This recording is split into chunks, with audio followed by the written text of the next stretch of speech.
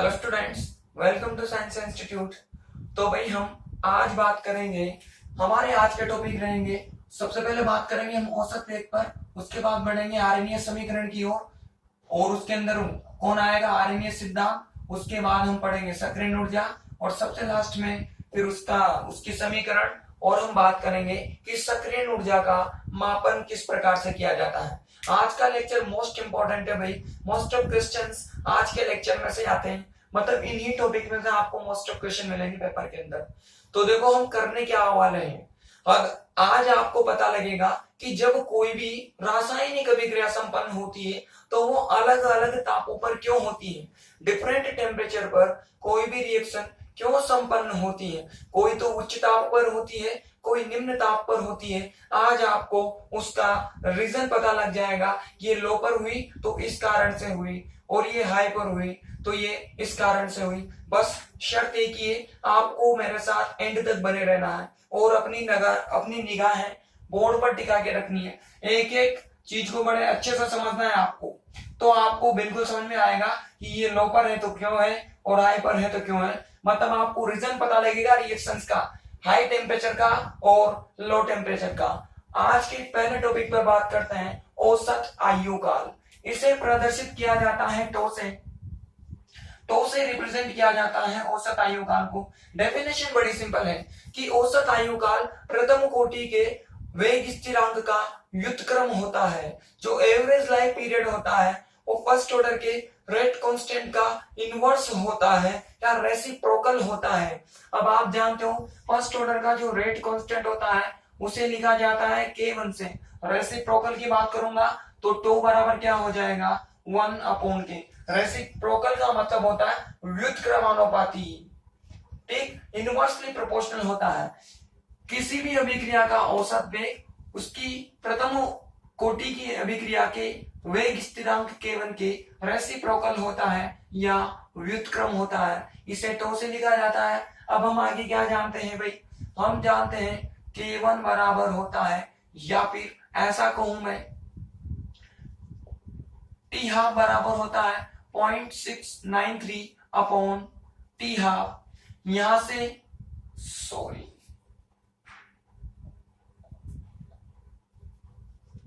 Upon K1। अगर यहां से मैं K1 की वैल्यू निकालूंगा तो मुझे कितनी मिलेगी, मुझे इतनी वैल्यू मिलेगी। वैल्यू पुट कर दो भाई ऊपर वाली इक्वेशन में, तो क्या हो जाएगा, tau is equal to 1/0.693 into ऊपर की तरफ कहां चला जाएगा, ये ऊपर चला जाएगा 1/2। इसको 1 में डिवाइड कर दोगे ना तो आपको कुछ इतना आंसर मिलेगा।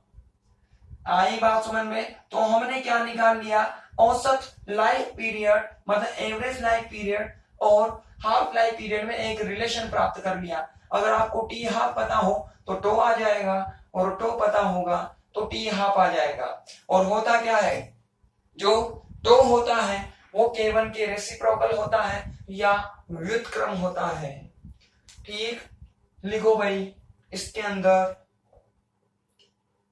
औसत आयु काल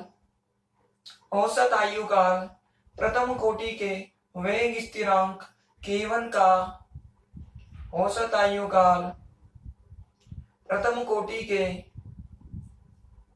वेग स्थिरांक K1 का व्युत्क्रम होता है, K1 का व्युत्क्रम होता है। इसे टो से प्रदर्शित करते हैं, इसे टो से प्रदर्शित करते हैं। कंप्लीट कर लीजिए भाई, नीचे तक कंप्लीट कर लो, यहां तक आप लोग लिखो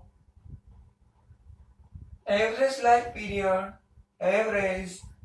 period is reciprocal of rate constant of first order reaction, rate constant of first order reaction, rate constant of first order reaction. It is represented by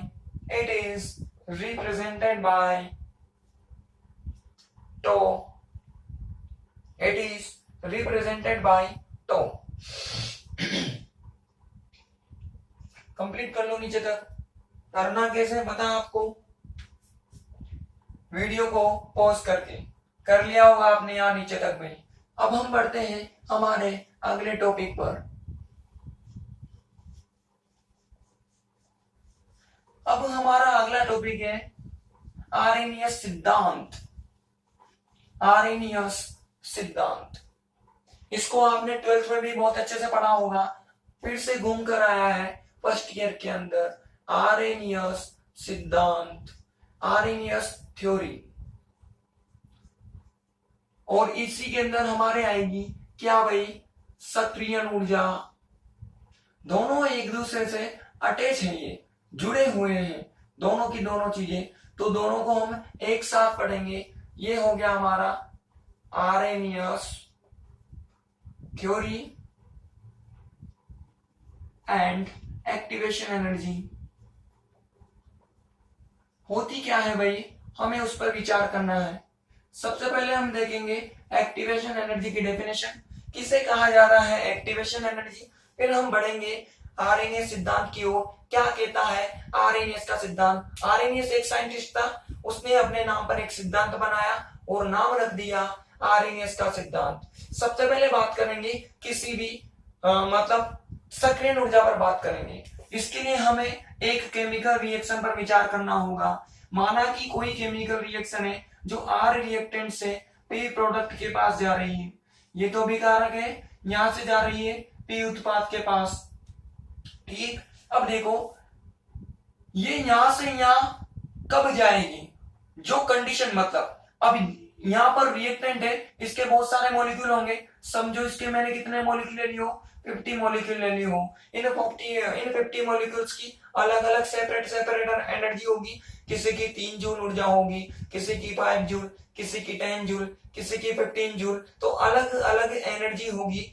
इन ये रिएक्टेंट मॉलिक्यूल अगर इस प्रोडक्ट में कन्वर्ट होना चाहते हैं तो इनके पास एक निश्चित ऊर्जा होनी चाहिए, एक सर्टेन एनर्जी होनी चाहिए। जिस रिएक्टेंट मॉलिक्यूल के पास एक सर्टेन एनर्जी होती है वही केवल प्रोडक्ट में कन्वर्ट हो पाएगा।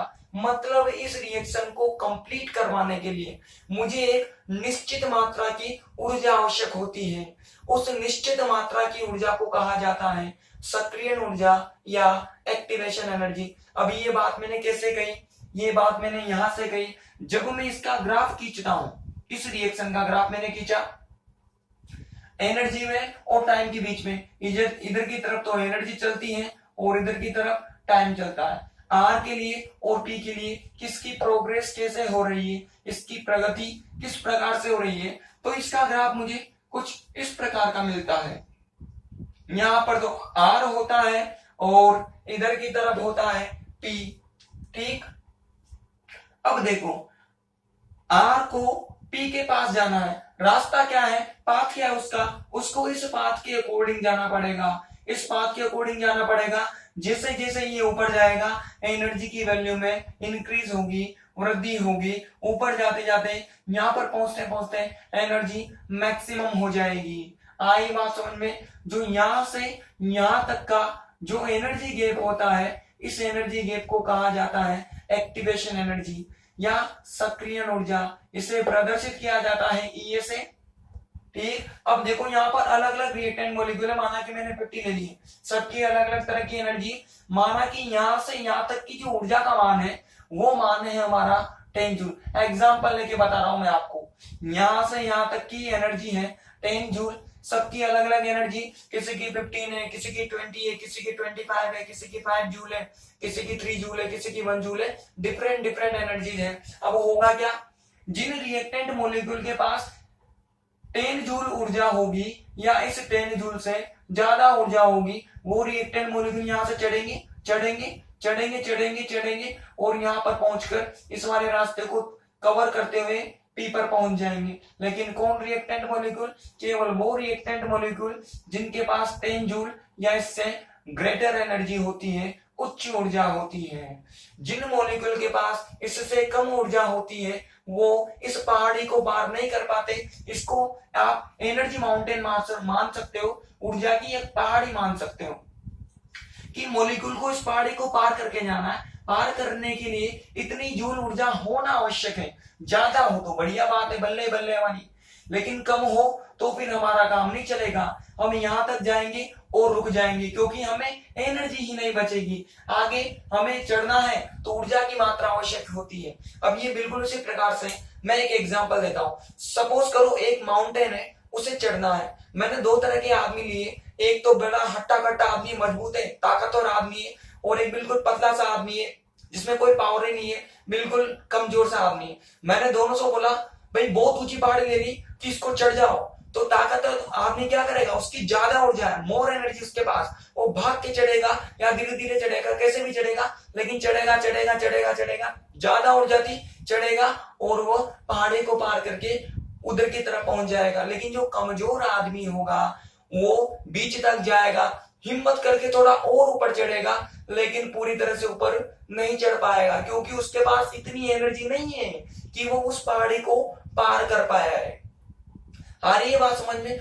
वही कंडीशन यार रिएक्टेंट मॉलिक्यूल की होती है। कुछ के पास तो बहुत ज्यादा एनर्जी, वो भाग के चढ़ जाते हैं, और कुछ रिएक्टेंट मॉलिक्यूल के पास एनर्जी ही नहीं होती या लेस एनर्जी होती है, वो चढ़ नहीं पाते, वो आधे रास्ते तक या आधे से ज्यादा रास्ते तक ही जा पाते हैं, लेकिन वो इस माउंटेन को या इस पहाड़ी को पार नहीं कर पाते। तो जिन रिएक्टेंट मॉलिक्यूल के पास 10 जूल या उससे ज्यादा ऊर्जा होती है, वो ही इसको पार करके प्रोडक्ट में कन्वर्ट हो पाएंगे। मतलब केवल वो मॉलिक्यूल ही प्रोडक्ट का फॉर्मेशन कर पाएंगे, उत्पाद का निर्माण कर पाएंगे। यहां से हमने क्या जाना कि किसी भी रासायनिक अभिक्रिया को संपन्न कराने के लिए एक निश्चित मात्रा की ऊर्जा आवश्यक होती है, एक सर्टेन एनर्जी चाहिए किसी भी रिएक्शन को अगर हमें कंप्लीट करवाना है, पूरा करवाना है, और उस निश्चित मात्रा की ऊर्जा को कहा जाता है सक्रियण ऊर्जा या एक्टिवेशन एनर्जी। रिप्रेजेंट कैसे करते हैं उसको, ई से प्रदर्शित करते हैं।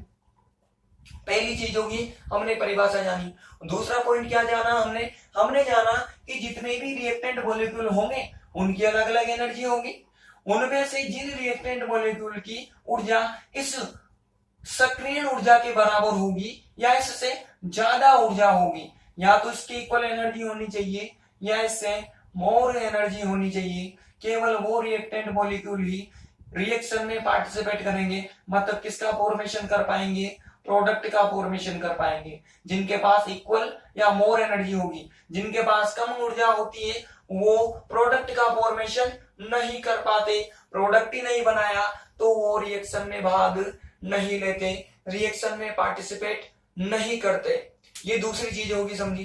तीसरी चीज क्या हो जाएगी भाई कि अब जिन रिएक्टेंट मॉलिक्यूल के पास ऊर्जा नहीं है उन्हें ऊर्जा कैसे दी जाए।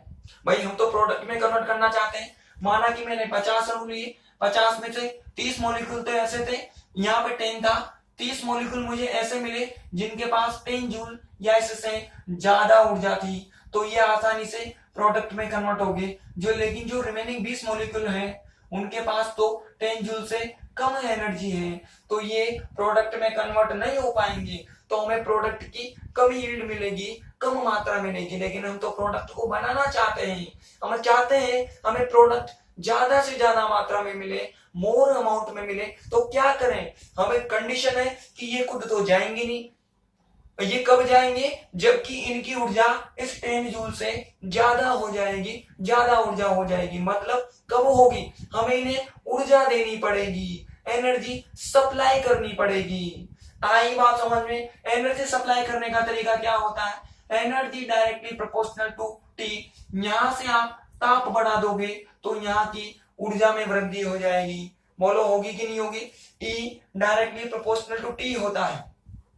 अगर मैं रिएक्शन का टेम्परेचर बढ़ा दूं तो यहां से टी बढ़ेगा, और टी बढ़ने से सीधे ही उसकी एनर्जी बढ़ेगी। एनर्जी बढ़ेगी तो धीरे धीरे बढ़ेगी बढ़ेगी बढ़ेगी, और क्या हो जाएगी, 10 जूल या उससे ज्यादा हो जाएगी। तो जिन अणुओं की 10 जूल या उससे ज्यादा एनर्जी होने लगेगी वो धीरे धीरे प्रोडक्ट में कन्वर्ट होने लगेंगे, तो मुझे प्रोडक्ट की मात्रा प्राप्त होने लगेगी।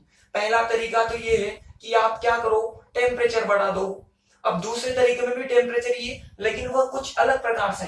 दूसरे तरीके में क्या हुआ कि यहां तो मैंने टेम्परेचर बढ़ाया तो सीधे ही मैंने किसका रिलेशन देख लिया, एनर्जी का रिलेशन देख लिया। दूसरी कंडीशन में टेम्परेचर हमने बढ़ाया, लेकिन ये एनर्जी बढ़ी कैसे उसको जानना चाहते हैं। टेम्परेचर बढ़ाया, अब टेम्परेचर बढ़ाने से क्या होगा देखो, सपोज करो मैंने पहले भी एग्जांपल दिया था, आज फिर से दे रहा हूं। इस रूम में पहले 10 व्यक्ति इधर उधर दौड़ रहे थे, धीरे धीरे दौड़ रहे थे, तो उनमें टक्करों की संभावना कम थी, पॉसिबिलिटी ऑफ कोलिजन्स कम था, टक्करें कम थी। अब मैंने उनसे कहा कि तेज तेज भागो, मैंने क्या कर दी, उनकी एनर्जी बढ़ा दी। तेज तेज भागना मतलब मैंने उनकी एनर्जी बढ़ा दी, तेज तेज भागने लगे। तो अब इस कंडीशन में क्या होगा, पहले की तुलना में अब इस कंडीशन में उनके बीच में होने वाली टक्करों की संभावना बढ़ जाएगी, पॉसिबिलिटी ऑफ कोलिजन्स बढ़ जाएगा। अगर टक्करें बढ़ जाएंगी तो मैंने हमेशा कहा है, जब जब टक्करें बढ़ती है अभिक्रिया के वेग में वृद्धि हो जाती है। कैसे वृद्धि होती है, क्योंकि जो ये रिएक्टेंट मॉलिक्यूल है इन्हें ऊर्जा प्राप्त होने लगती है, एनर्जी मिलने लगती है। मैं टक्करें बढ़ाऊंगा, कैसे बढ़ाऊंगा टक्करें, एनर्जी बढ़ाकर बढ़ाऊंगा। जैसे ही एनर्जी बढ़ेगी तेज तेज भागने लगेंगे, भागेंगे तो टक्करें बढ़ेगी, टक्करें बढ़ेगी तो वापस एनर्जी बढ़ेगी, एनर्जी बढ़ेगी तो इससे बराबर या ज्यादा होने पर वापस से ये किस में कन्वर्ट होने लगेंगे, प्रोडक्ट में। तो टेम्परेचर बढ़ाने से एनर्जी बढ़ी, लेकिन कैसे बढ़ी, टेम्परेचर बढ़ाने से टक्करें बढ़ेगी और टक्कर बढ़ने से रिएक्टेंट मॉलिक्यूल की जो एनर्जी वो एक्टिवेशन एनर्जी के बराबर हो जाएगी और धीरे धीरे करके वो प्रोडक्ट में कन्वर्ट हो जाएंगे। अब ये बात वैसी जैसे कि मैंने एक एग्जांपल दिया था आपको, एक तो ताकतवर आदमी था और एक बिल्कुल कमजोर सा आदमी था। ताकतवर तो वैसे ही चला गया, उसको तो कोई ऊर्जा ही नहीं चाहिए, लेकिन जो कमजोर आदमी था वो आधे तक या आधे से ज्यादा जा पाया। मुझे उसकी ऊर्जा बढ़ानी, उसको कोई भी एनर्जी ड्रिंक पिला दो, उसको रेड बुल पिला दो, रेड बुल, रेड बुल पिलाते क्या हो जाएगा, उसकी एनर्जी बढ़ेगी और तेजी से एनर्जी आएगी। अब क्या हो जाएगा, भागने लगेगा और भागकर वो भी उस पहाड़ी को पार करके चला जाएगा। जैसे उसको रेड बुल पिलाने से एनर्जी बढ़ी, वैसे अगर इनकी एनर्जी बढ़ाओ तो आपको बढ़ाना पड़ता है टेम्परेचर, क्योंकि टेम्परेचर बढ़ाने से सीधे एनर्जी पर फर्क पड़ता है, ऊर्जा पर असर होता है। ये बातें आपको समझ में आई होगी कि सक्रियण ऊर्जा क्या होती है। जितने भी मॉलिक्यूल हैं वो सारे रिएक्शन में पार्टिसिपेट नहीं करते, कुछ ही रिएक्शन में जाते हैं। और कौन से होंगे वो, जिनकी ऊर्जा एक्टिवेशन एनर्जी के बराबर हो या उससे ज्यादा हो, सक्रियण ऊर्जा के बराबर या उससे ज्यादा ऊर्जा हो। ये ऊर्जा इन्हें मिलती कैसे है, जब ये टक्करें करते हैं। और टक्करें कब करेंगे, जैसे ही हम रिएक्शन का दाब बढ़ाएंगे, तेजी से भागेंगे दौड़ेंगे तो टक्करें बढ़ेगी, तो अभिक्रिया के वेग में भी वृद्धि हो जाएगी। आ गई बात समझ में। अब देखो नेचर में दो तरह की रिएक्शन पॉसिबल है, दो तरह की रिएक्शन पॉसिबल है। कौन कौन सी, एक तो ये वाली जिसका मैं डायग्राम बना रहा हूं, ध्यान से देखना भाई। ये हो जाएगा इधर की तरफ एनर्जी, इधर की तरफ हो गया टाइम। ये मैंने पहली रिएक्शन ली जो R से P के पास जा रही थी, इस प्रकार का ग्राफ बनाया मैंने R से P के पास। अब बताओ यहां पर क्या हुआ, प्रोडक्ट की एनर्जी, इधर की तरफ एनर्जी, प्रोडक्ट की एनर्जी कम है, रिएक्टेंट की एनर्जी ज्यादा है। तो अगर मैं इसकी टोटल एनर्जी का डिफरेंस निकालूंगा तो मुझे क्या मिलेगा, प्रोडक्ट माइनस रिएक्टेंट करना पड़ेगा। क्या करना पड़ेगा भाई, प्रोडक्ट माइनस रिएक्टेंट करना पड़ेगा। तो इसकी एनर्जी कम, इसकी ज्यादा, तो मुझे ओवरऑल जो डिफरेंस मिलेगा वो नेगेटिव मिलेगा। नेगेटिव मतलब जिसकी जो डेल्टा H होगी वो मुझे क्या मिलेगी, नेगेटिव मिलेगी। और जिस रिएक्शन में माइनस आता है, माइनस का मतलब है ऊर्जा बाहर निकली है, एनर्जी रिलीज होती है, ऐसी रिएक्शंस को कहा जाता है ऊष्माक्षेपीय अभिक्रियाएं या एक्सोथर्मिक रिएक्शंस। तो जिनके डेल्टा एस नेगेटिव आएगा वो कहलाती है ऊष्माक्षेपीय अभिक्रियाएं या एक्सोथर्मिक रिएक्शंस। ये तो पहली प्रकार की है। दूसरी प्रकार की रिएक्शंस क्या बन जाएंगी भाई, दूसरी प्रकार की में ये रिएक्टेंट था, ये इस तरह से गया गया गया गया गया और इस तरह से कन्वर्ट हो गया प्रोडक्ट के अंदर। इसमें क्या हुआ, इसमें देखो भाई प्रोडक्ट की जो एनर्जी है वो इस बार ये ज्यादा है, ये कम है, तो ओवरऑल मुझे वैल्यू प्लस में मिलेगी। तो यहां से इसकी जो डेल्टा H होगी उसका मान मुझे पॉजिटिव मिलेगा। और पॉजिटिव का मीनिंग होता है एनर्जी अब्सॉर्ब हुई है, अवशोषित हुई है। जिस अभिक्रिया में ऊर्जा अवशोषित होती है उस अभिक्रिया को कहा जाता है ऊर्जा शोषी अभिक्रिया है, जिसमें बाहर निकलेगी वह उष्माक्षेपी और जिसमें अवशोषित हो वह कहलाएगी उष्माशोषी अभिक्रिया। आ गई बात समझ में। ये दो तरह की रिएक्शन होती है, इन्हीं सबको मिलाकर कहा जाता है आरएनएस का सिद्धांत या आरएनएस प्रिंसिपल या आरएनएस थ्योरी। लिखो भाई, टॉपिक डाल दिया होगा आप लोगों ने, लिखो इसके अंदर, लिखो नंबर 1 पॉइंट।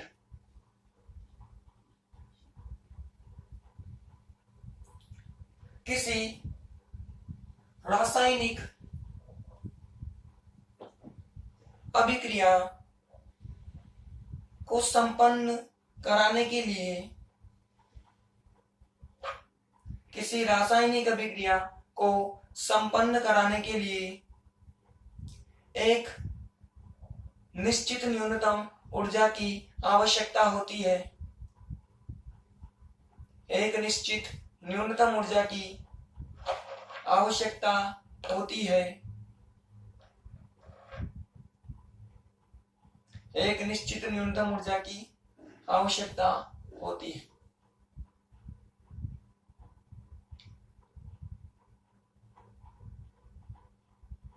इस ऊर्जा को सक्रियण ऊर्जा, इस ऊर्जा को सक्रियण ऊर्जा, इस ऊर्जा को सक्रियण ऊर्जा कहते हैं। इस ऊर्जा को सक्रियण ऊर्जा कहते हैं। इसे E से प्रदर्शित करते हैं। इसे E से प्रदर्शित करते हैं। इसे E से प्रदर्शित करते हैं।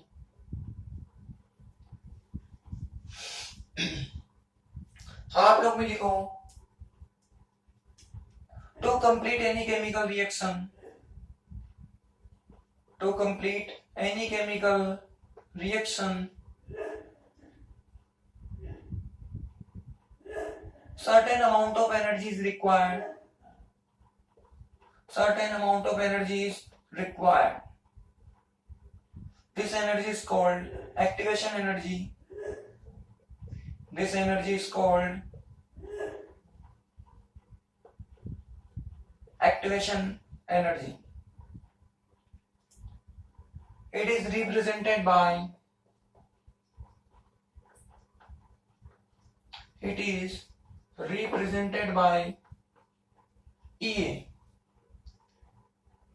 It is represented by EA. Next point लिखो,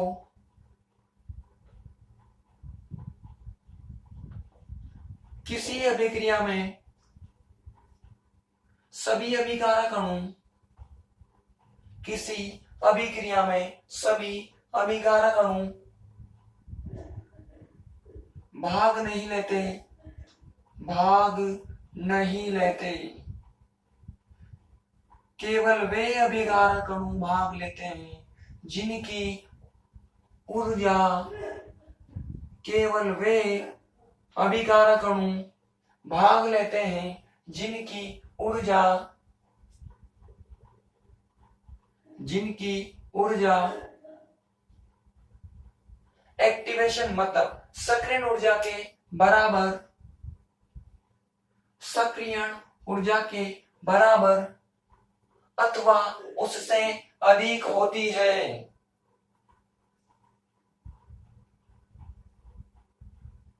अथवा उससे अधिक होती है। अथवा उससे अधिक होती है। आप लोग लिखो,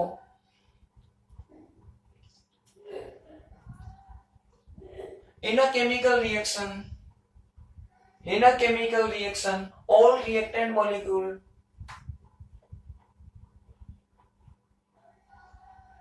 all reactant molecule do not participate, do not participate. Only those molecules can participate have energy equal to only those reactant molecules participate have energy equal to or greater than activation energy.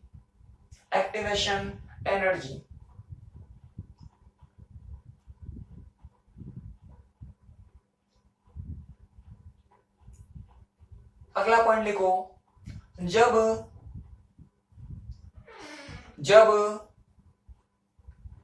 अभिकारक अणु टक्कर करते हैं, जब अभिकारक अणु टक्कर करते हैं तो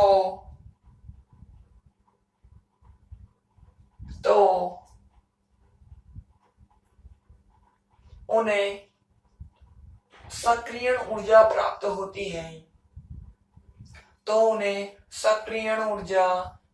होती है, सक्रियण ऊर्जा प्राप्त होती है।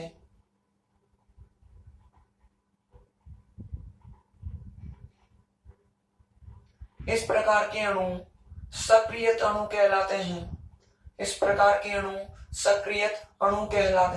जिनकी एनर्जी एक्टिवेशन एनर्जी के बराबर या ज्यादा होती है, वो सब इस कैटेगरी में आते हैं, सक्रियत अणु कहलाते हैं। आप लोग भी लिख लो, when reactant molecules collide to each other,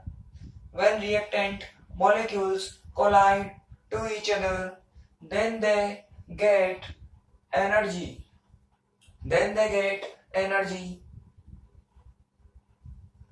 This type of molecules are called activated molecules.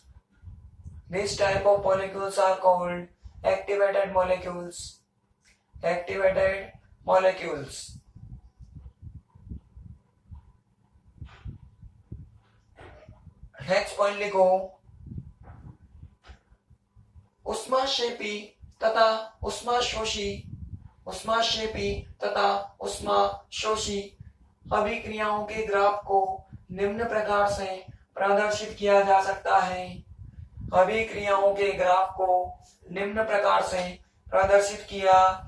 सकता है। दोनों ग्राफ बना लीजिए भाई। आप लोग लिखो, एक्सोथर्मिक एंड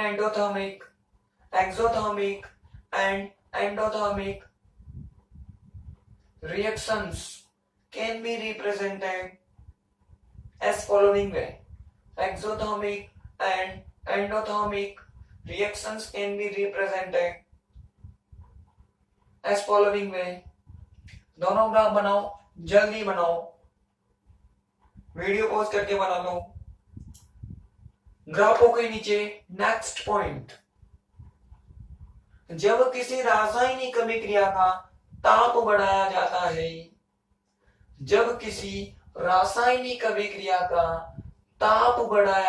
है, तो अभिकारक अणुओं के मध्य टक्करें, जब किसी रासायनिक अभिक्रिया का ताप बढ़ाया जाता है तो अभिकारक अणुओं के मध्य टक्करें बढ़ती हैं, जिससे अभिक्रिया का वेग बढ़ जाता है,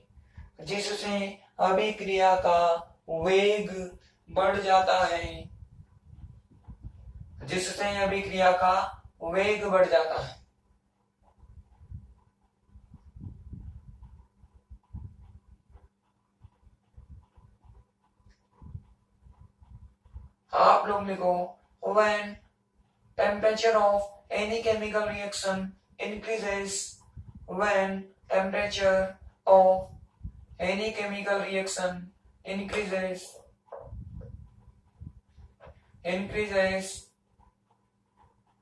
then collisions between reactant molecules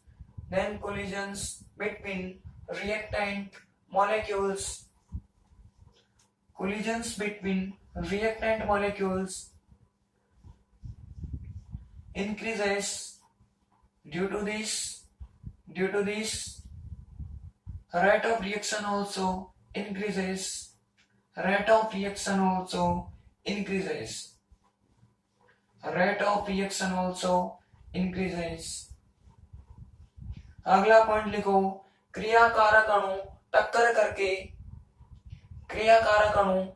करके सक्रिय संकुल का निर्माण करते हैं। क्रियाकारक अणु टक्कर करके सक्रिय संकुल का निर्माण करते हैं। सक्रिय संकुल का निर्माण करते हैं। सक्रिय संकुल उच्च ऊर्जा की अवस्था होती है। सक्रिय संकुल उच्च ऊर्जा की अवस्था होती है। उच्च ऊर्जा की अवस्था होती है। उच्च ऊर्जा की अवस्था होती है। यह सक्रिय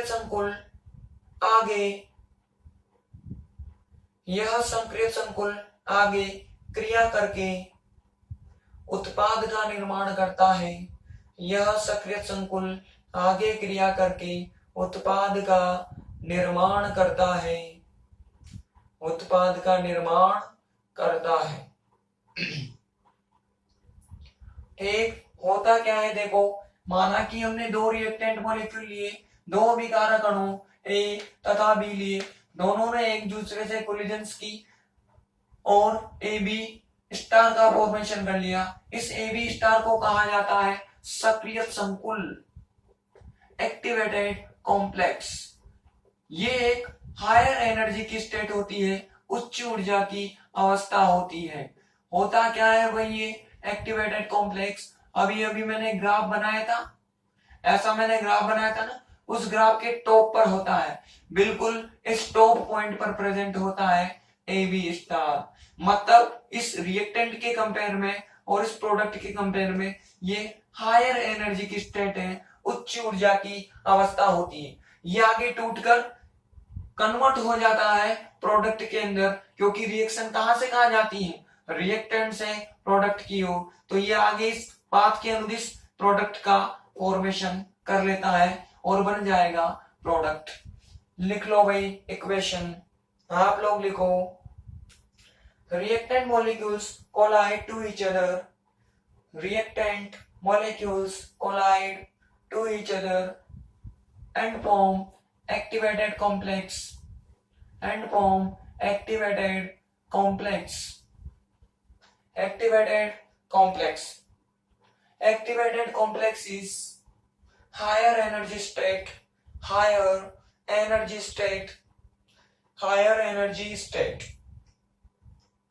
which reacts and forms product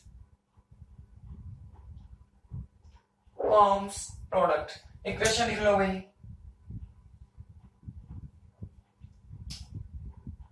जल्दी लिख लो।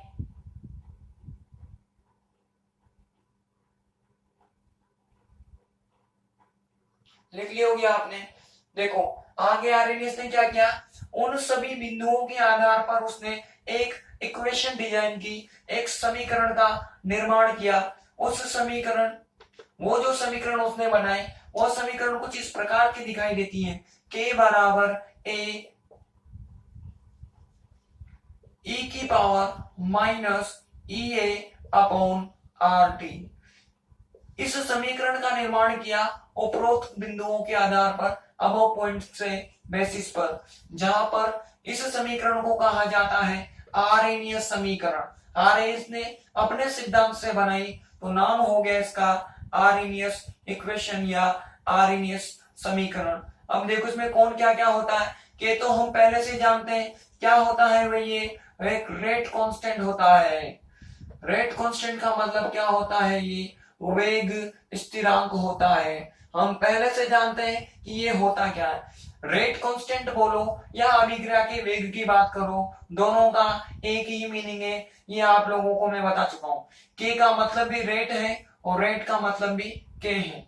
आगे भाई ये जो ए है ये होता है आर्हेनियस कांस्टेंट, एक कांस्टेंट की तरह काम करता है, जिसे क्या कहा जाता है आर्हेनियस स्थिरांक या आर्हेनियस नियतांक भी कहा जाता है। इसे कांस्टेंट और नियतांक सब एक के एक ही है भाई।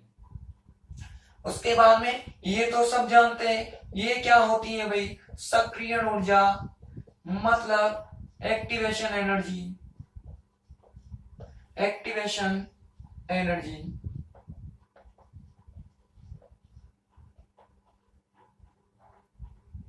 Activation energy. उसके बाद में आर क्या होता है, गैस कांस्टेंट, गैस कांस्टेंट। बोलो इसको भी जानते हैं पहले से। वैल्यू कितनी होती है भाई गैस कांस्टेंट की, 8.314। लिख देता हूं मैं, देखो इधर की तरफ कितनी वैल्यू होती है इसकी, 8.314 joule kelvin inverse mole inverse, इतनी वैल्यू होती है भाई गैस कांस्टेंट की। टी क्या होता है, परमताप, एब्सोल्यूट टेम्परेचर, जिसका मीनिंग क्या होता है कि जो इसकी वैल्यू है वो हमेशा किसके अंदर चलती है, केल्विन में चलती है। एब्सोल्यूट, एब्सोल्यूट, एब्सोल्यूट,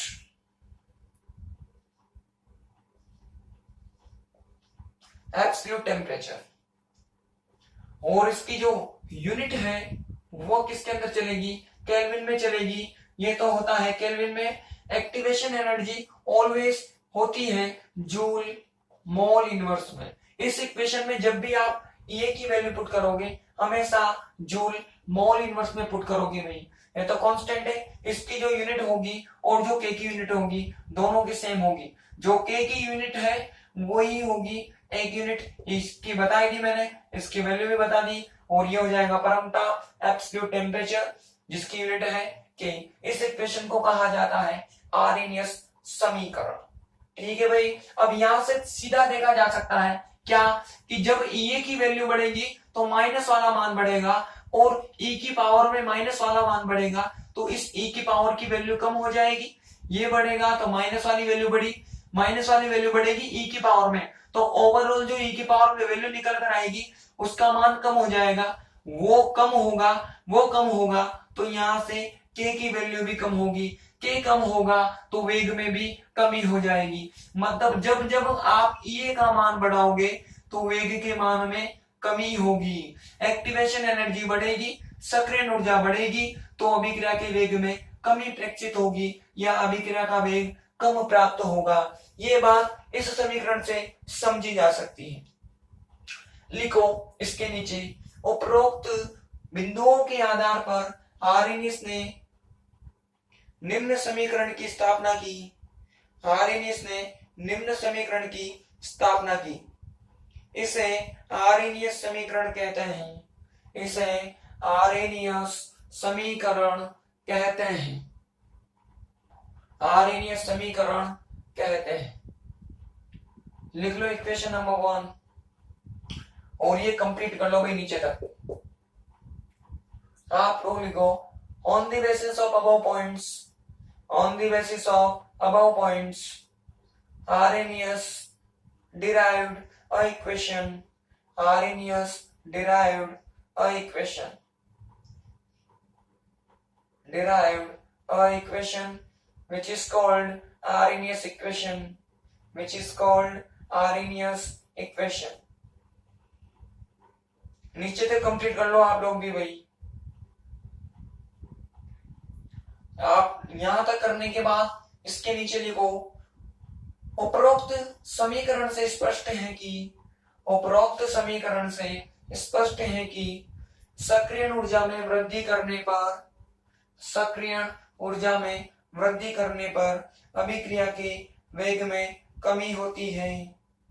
सक्रियण ऊर्जा में वृद्धि करने पर अभिक्रिया के वेग में कमी होती है, अर्थात अभिक्रिया का वेग सक्रियण ऊर्जा के व्युत्क्रमानुपाती होता है, अर्थात अभिक्रिया का वेग सक्रियण ऊर्जा के व्युत्क्रमानुपाती होता है। It's clear from equation number 1, it's clear from equation number 1।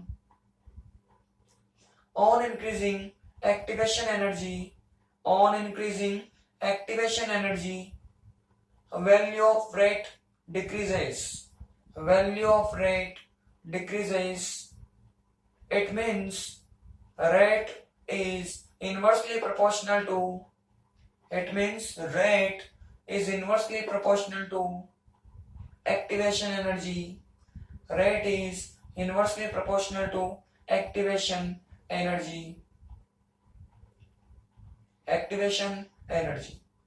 ठीक है भाई, आज के लेक्चर में इतना ही। कल हम बात करेंगे सक्रिय ऊर्जा के मापन पर कि किस तरह से हम एक्टिवेशन एनर्जी का मापन कर सकते हैं। इसकी हम दो मेथड पढ़ेंगे, एक तो ग्राफिकल मेथड मतलब ग्राफीय विधि पढ़ेंगे और एक टेम्परेचर मेथड पढ़ेंगे मतलब तापीय विधि। उन दोनों की सहायता से ईए का फॉर्मूला निकालेंगे और फिर उनके बेसिस पर कुछ न्यूमेरिकल सॉल्व करेंगे हम। ये सारा का सारा काम है। अभी आरएनएस थ्योरी कंटिन्यूटी में चलेगी, कल भी इसे का पार्ट है भाई। ठीक, आज के लेक्चर में कोई दिक्कत हो तो आप मुझे कमेंट कर सकते हैं।